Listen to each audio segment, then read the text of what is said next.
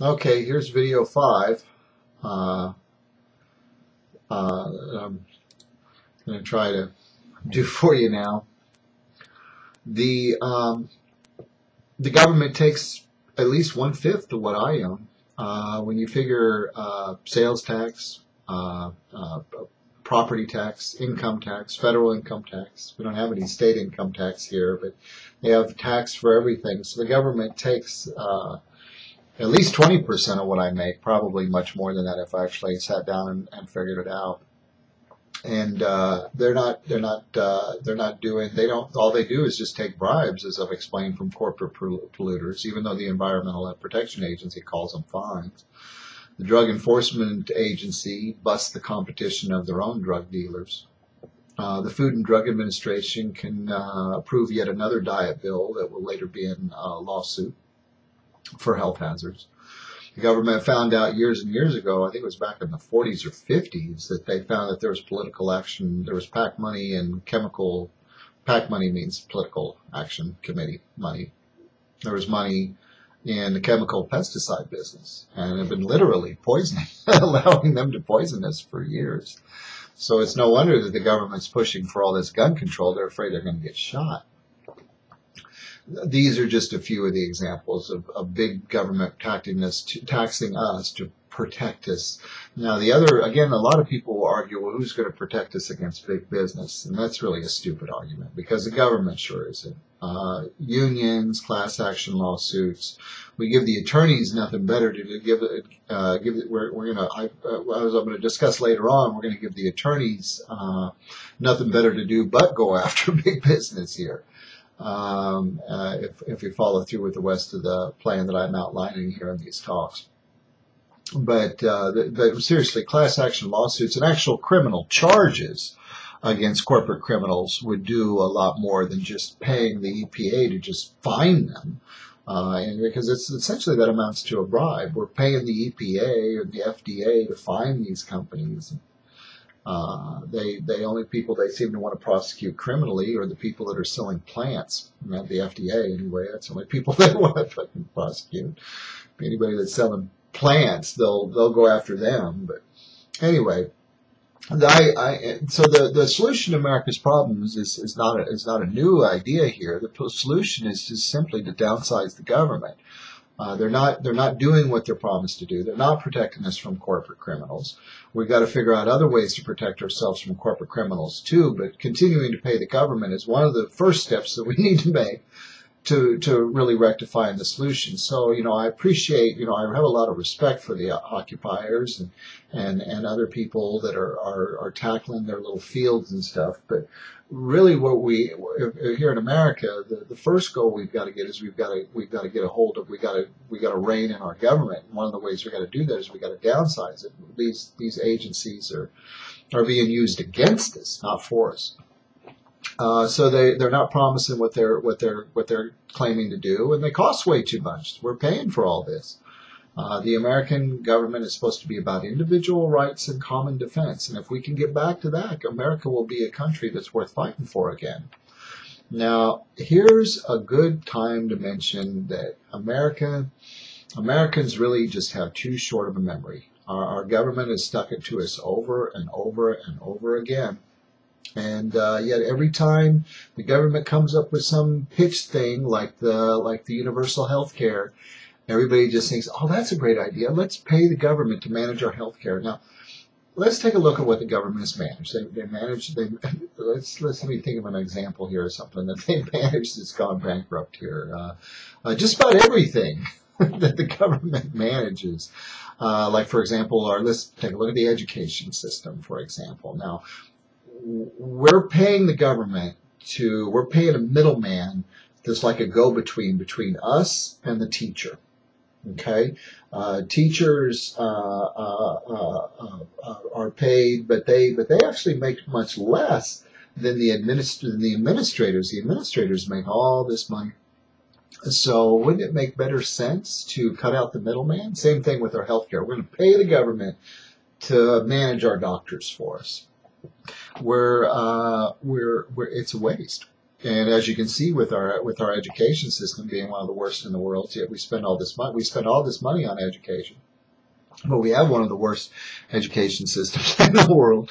It's telling you that, you know, what's happening is that the money stops up there towards the top, and it doesn't go down towards the bottom. You know, we're just paying the government to manage what we can do for ourselves, and you know, we need to get into hiring our own teachers. And nowadays, now that we have the internet and online schools and all this stuff, this is relatively an easy thing. So again, I'm not talking about moving back the Department of Education. I'm talking about moving forward in the here and now and realizing that we've made some mistakes, and that the old idea of a public school system not only is a communist idea, but its time has come. And same thing with managing the healthcare here. Why are we going to pay them to do this?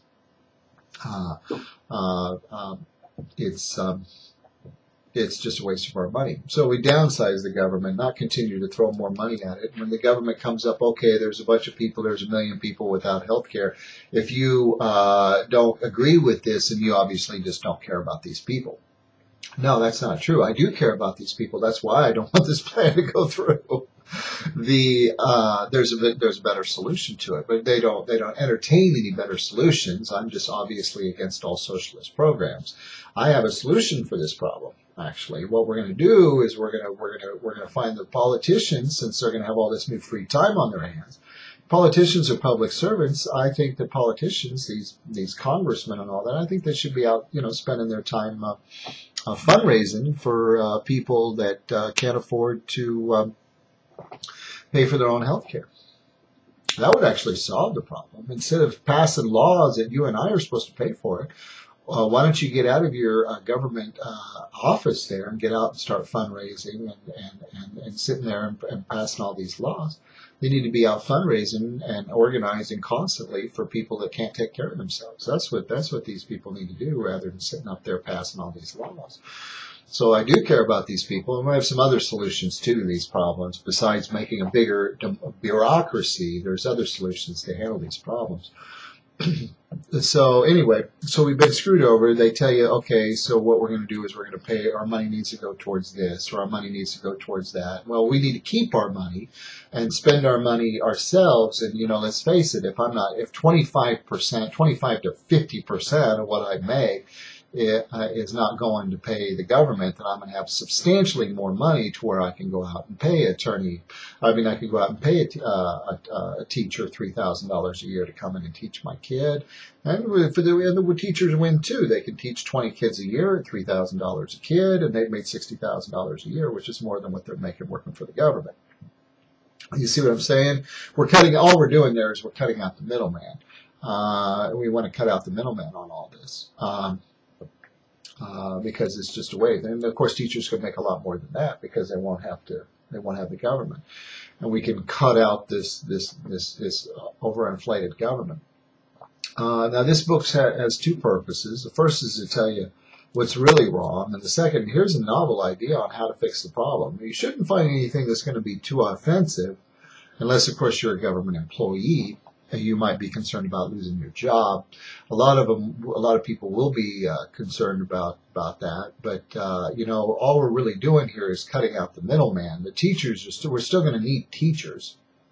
It's just we're not going to be paying the government to manage the teachers anymore. We're still going to need people that are healthcare practitioners. We're just not paying the government to manage the healthcare practitioners anymore. We're cutting out the middleman. So the admins should be about the only people that should lose from that, and it's time for them to go get real jobs. I'd like to change the subject just briefly here for a second and talk about pigeonholing. Let me make sure my camera's running real quick, guys. Okay, it seems to be running. Yes, it is running. Okay, thank you. Thank you for your patience with me. Pigeonholing is a weapon that's used a lot. And it causes a lot of trouble. Are you a Democrat or a Republican? Now, how many of you out there, ask yourself, agree with every last stance that your political party stands for? These words, they divide us into groups when really all we really are is just people. Now, each person may have ideas that are closer to one party or the other, but do either one of these parties have it right? They both want more government. Both the Democrats and the Republicans, they both want more government. Democrats want us to pay for us to handle our health care, while the Republicans, they're always wanting to hire more cops to enforce some kind of moral agenda. Most of them anyway, not all of them, but for the most part, without exception, these parties, they just want to spend our monies in slightly different areas. But for the most part, they're not really wanting to actually tackle the actual problem, which is to downsize the government. Some would say I'm a libertarian, but I've had a close relative check out their motivations, and I can safely say that I really can't be classified by any party. Maybe a liberal libertarian, you could maybe call me, because I don't think the government should be involved in our moral decisions either. I don't think it's the government's job to raise my kids for me either. And I'm going to get into that too. But really, when two people that are not employed by the government sit down, they pretty much find out that what they really need from the government is really the same thing, and that's they need the government to just protect their own individual rights. As long as your own individual rights and property are protected, you're pretty much okay. And as long as nobody's doing any kind of crime or impeding you unjustly and stuff, you're basically getting a fair shake. And that's really what government's job is to do, and they're way over that. And they pigeonhole us to try and divide us up. They divide and conquer. So they divide us in Democrats and Republicans, and they throw this up. And that's to divide us up. And this is done actually with a lot of things, not just politics. It's also done in religion too. But anyway, to stay on topic, the dividing us up into these political parties, and I do want to say that I don't have it's nothing wrong with supporting a political party if that's what you want to do. I'm just saying try and open up your mind here a little bit, and don't try and pigeonhole everybody into okay, you're a Democrat, you're a Republican, you're an independent, because really what we are is just people with all the same ideas, and really our needs and wants are really all the same. Paying the government for your own moral agenda, to try and influence your own moral agenda on other people, is not what the American government is supposed to be about. And as long as you're wanting to pay the government to traffic your neighbors, you're causing more problems, because you're giving that government that power to not only police them, but you're also giving the government the right to police you on your shortcomings. And that's what's happened now. Back in the 90s, nobody assisted me when the government was trampling all over my rights, and they even participated in it. The government back in the 90s, and it got really bad all the way to 2000. And I mean, the government just trampled the shit out of my rights, and most of the people I meet actually actively participated in it. And now, and I've been fighting against big government since the early 90s. Well, really before then, but I started becoming very active in the 90s. And nobody really cares until now it's your asses. Now they figured, I think what happened is because if they're going to let us just trample all over this guy's my rights, then they're just going to go ahead and trample over all your rights. So you're being selfish. Your selfishness is now, for a lot of you, not all of you, of course, some of you are listening have been fighting maybe even longer than I have, but not that many. And it's because, you don't notice until it becomes your problem. And eventually, if you give the government the power to police your neighbor, you're also giving the government the power to police you. And they'll get involved in your business. And they come up with all kinds of laws. And remember, these laws are not really about making you safe. They're about making money off of you. Okay? So if they can find a way to tax you or charge you for something that you're doing, they're going to do it. And we've kind of, for most of you that are listening, you've kind of let this happen yourselves. So one of the first steps that I'm going to talk about, I've already talked about, getting rid of these lettered agencies, these alphabet agencies and stuff. But one of the first steps I want to go into a little bit here, affecting real change in America, so we should pass a constitutional amendment that states if you become an attorney, you forgo the right to work in the executive and legislative branch of government. If you're an attorney, you should not be allowed to hold an elected office. You shouldn't be allowed to work in the executive or legislative branch of government, especially the legislative branch. Many actually people believe that this legislation was actually entered before, and it actually caused a brutal battle in American history that erased all record of it. There was actually a war over this. Now, I don't know if this is true or not, even though I have seen some evidence of Constitution in Virginia that where it was actually ratified, where this bill was actually ratified, and there was like a break-in and all kinds of stuff, a little massacre. All I can say is that whenever I bring this up, I always get a lot of backlash, a lot of extra COINTELPRO when I bring this offer up. We used to have public prosecutors. I think I covered this in the last video. We used to have public prosecutors and lay judges and stuff. By making it so that attorneys who work in the judicial branch and are subject to the bar, the American Bar Association and all that, that's a pretty powerful little group there. That group has an awful lot of power because when you think about it, that particular group, I mean, a lot of the presidents, the House, and all the judicial branch, all are subject to the bar. So that particular association does actually have a lot of power when you think about it. A lot of power. And now attorneys, what they've done is they've come up with their own language to justify their existence. Now you would think, okay, so if I'm talking about getting all the attorneys out of the House and Congress, that a lot of people would say, well, we need attorneys to write the laws. Well, the thing is that the attorneys, the laws that are written need to be more transparent anyway. They're a cluster fund, and they make them as complicated as they possibly can, to where the average, so that we have to pay them to translate their language for us, and so they have legalese.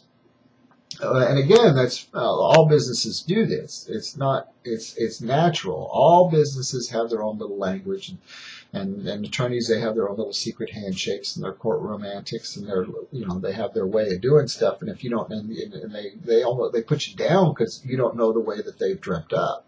And that's really all they've done there. And they're kind of punks. They're punks for doing that. And the difference, again, I have to stress this, is that even though all jobs do this to a certain degree, attorneys have the power to put people to death, and so for them to have their own secret language is very, very dangerous. So needing attorneys to write laws, I think, is just part of our brainwashing. We can still have politicians that are knowledgeable about the law and not be attorneys. There's going to be people, actually, after a few decades, there'll be people that will specifically get an education but not actually become a licensed attorney just so they can, get into politics. You see, you don't have to be a licensed attorney and still get into law. And there's plenty of people now that are educated enough in the law to get in there and write laws. And to be honest, I think we haven't, we still need some new laws, of course, but we have enough. We don't need 40,000 new laws a year. They're writing these ridiculous laws, these awful laws now that are just completely unconstitutional. Politicians should be out having fundraisers for people that can't afford hospital care and other community service. Remember, these people are not noble people. This is not a nobility. They're not our king and queen. They're our public servants. A lot of people, I want to get into that briefly here. A lot of people, and the media does this to you. They call them authorities and officials. That's when they refer to them. Authorities say and officials say. They're not authorities. They're not officials. They're public servants. They work for us, and they should be out doing more community service type work and that kind of thing. And if we strip the government of its power, then we're going to get more honest people that are willing to do customer service work and are more interested in helping the people, rather than a bunch of gangsters, a bunch of drug-dealing gangsters, is what we have running the government now. Because why do we have drug-dealing gangsters running our government? It's because we made drugs illegal. That's why we have drug-dealing gangsters. It's because now they can bust the competition. And that's exactly what they're doing. That's exactly what they're doing. All they're doing is busting the competition.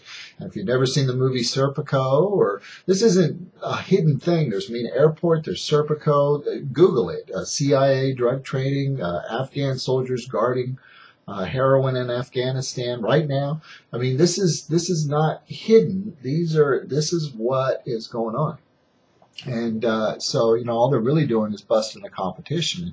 Why do we have this huge powerful gangs in every city and this huge drug war and all this violent crime and stuff is because we made drugs illegal. And it's a moral issue, and it's not the government's responsibility to raise your kids for you. And there's a better way to handle the drug situation, and the way to do it is, instead of going after all the people that want to buy drugs, you just simply go after the people that push drugs on people unwillingly, the pushers, because you could charge that as attempted poisoning. A lot of these drugs will kill on the first try, so you could actually charge attempted poisoning on drug pushers. And you can, and so that would push a lot of the people in the drug business, so to speak. They can sell to all the people that want to buy drugs all they want, but if they try and push drugs on a bunch of school kids, then they actually have committed, attempted poisoning, and they'll get 50 years.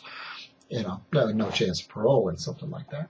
So that's a little idea I have there, and I'm going to actually, I'm ahead of myself, but that's a little idea here I have to handle the quote-unquote drug problem.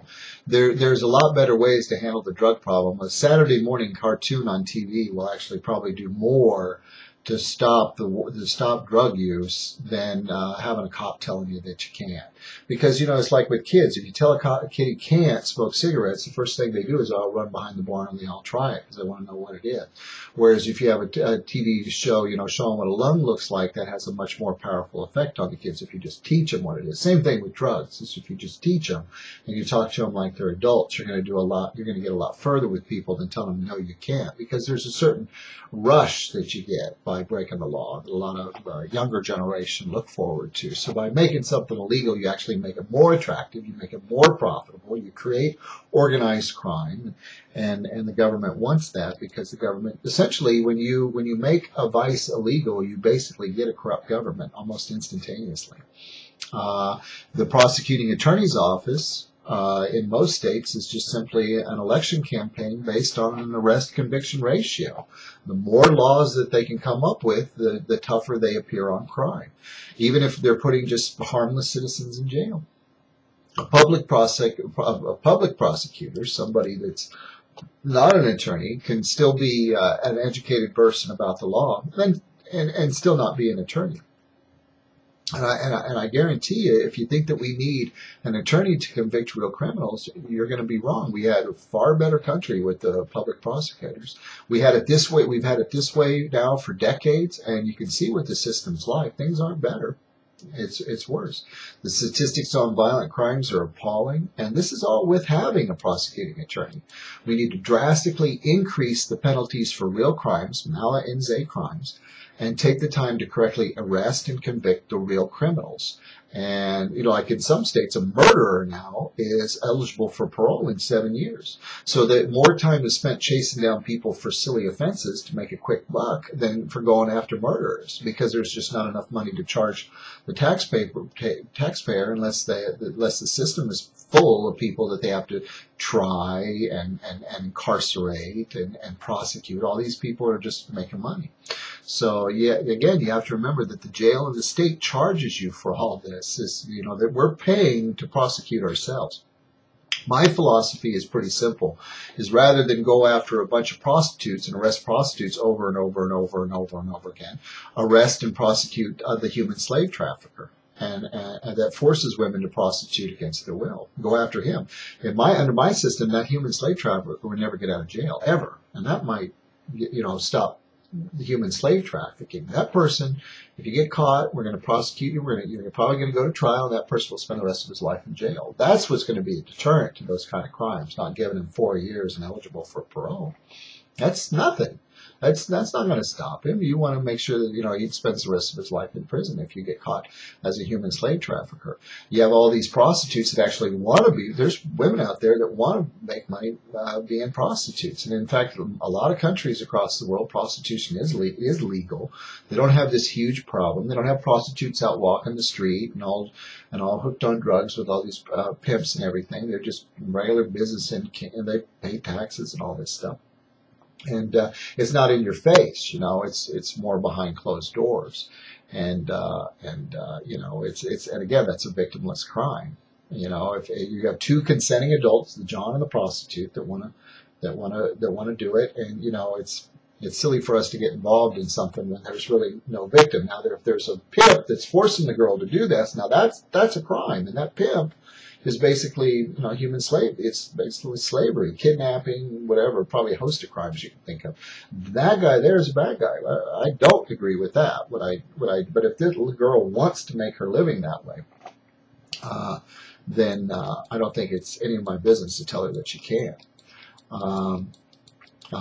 Let's see, and I'm going to talk about a lot of that on unfair laws and stuff like that. And thank you for listening.